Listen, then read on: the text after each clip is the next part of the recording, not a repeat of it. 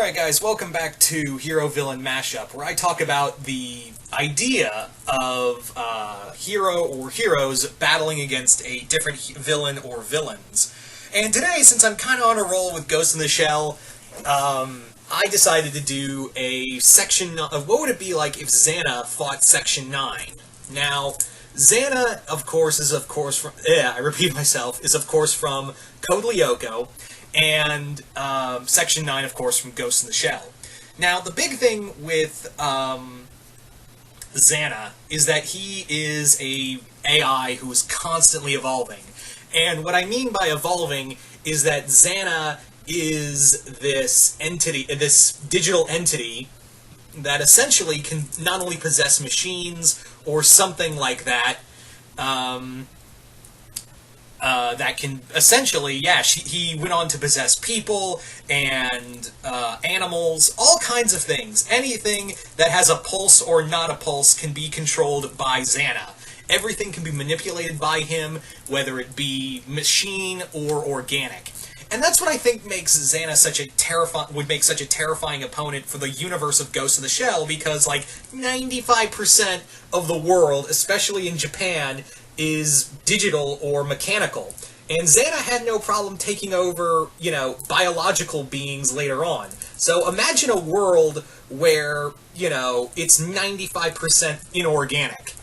Yeah, that would be a easy time for him. That would be beyond easy for him to just go in and take over. It'd be like a fucking kid in a candy store, honestly. It would be him just enjoying every freaking second of taking control of every living entity in there. Now, XANA is a AI who now Section 9 has encountered AIs before, rogue AIs before, but they've never really encountered one that can just take over whatever it pleased. Could you imagine if XANA could take over, like, just the HQ of Section 9? Could you just imagine that for real, for just a second? XANA also, this is a guy who easily bypassed a bunch of nuclear codes, as well as military outposts, and, firewalls that protect, power plants from terrorist attacks in just minutes. Could you imagine the damage he could do to Section 9 just like that? Not only that, he could sneak in by possessing one of their own. Remember, guys like Bato, the Major, and everybody else, most of their bodies are inorganic or have cybernetic implants. So XANA could just climb right on in, or just possess inorganic beings to just sneak on in. Or he could take over one of the Tachikomas and just waltz his happy ass in there without being detected. That's the other thing, is that XANA can move in between, the digital sea and the internet itself without a problem. He can just go in and take over. The other thing is that XANA is a really hard to fight entity because he doesn't really have a body. He works his magic through kind of like an influence. That's how he operates, is more like he doesn't have a physical body. When he does have a physical body, he usually just kind of takes over something and just moves on. He just takes over something, and just when he loses that body, whether he gets that, it's an organic body that gets knocked out, or an inorganic or mechanical machine or animal that gets killed or not, or disassembled, he can just move on to the next thing and possess it. And there's no Lyoko here to just going by the idea of there's no Lyoko here, so they can't even access Lyoko itself to combat him. And that's the thing, is that XANA would just constantly move, kind of like Brainiac or Skynet or even Ultron, and just move from one thing to another. He would just bounce from one machine or one thing and then just bounce to the other. He would just consistently be moving and evolving from one inorganic being to another. And that's really terrifying. He's a really terrifying opponent, and I think that would be the thing, is that he could just bypass all of the Major's,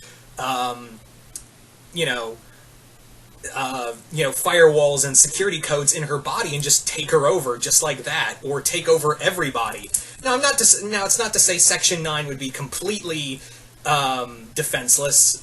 Remember, some people have managed to outdo XANA's control by their own willpower. And I think the Major, and maybe even Bato and a few other agents of Section 9, could be able to, you have that willpower to push XANA's influence out. The other thing is that, much like XANA, the Major security codes are also constantly changing, because she's that paranoid. XANA, I think that would be the thing, is that even if XANA took her over, I think her firewalls and security system in her own body would be constantly changing, so XANA would be having trouble over and over again, constantly trying to take her over fully. And that'd be kind of a neat story of, like, XANA, the Major has XANA locked up inside of her, and she's constantly fighting XANA's influence and control over her, while the rest of Section 9 is trying their best to, separate XANA from her. So, that would, that'd be kind of neat. But like I said, XANA's influence, the longer he stays out in the real world, the longer his influence and control kind of manifests. So even if he was bogged down with one person, he can just move on, his influence and specters can just move on to something else. And whether that be a control grid or something like that, Section 9 will be working overtime to battle XANA. And like I said, XANA doesn't really have a body you can just hit, or some kind of security code you can just use to take him out. XANA is just an evolving entity that's scary as all hell. So yeah, I honestly believe XANA would probably be one of the most, if not dangerous, opponent the Section 9 would come across. So it's really something to kind of think about, guys. It really is. So,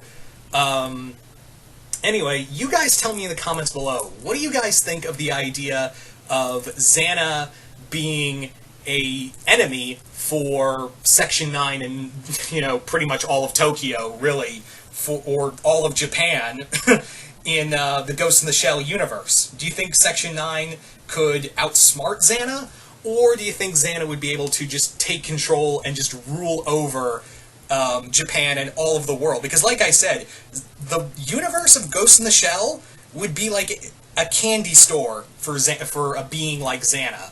So you just really have to take into account that someone like XANA could just move right in, and since there's no Lyoko to stop him, yeah, the world of Code Lyoko would, the world of Ghost in the Shell would be breathtakingly fucked. Anyway, so like I said, just comment below, let me know what you guys think of this, and yeah, hope you all enjoyed this, and I will see you guys later.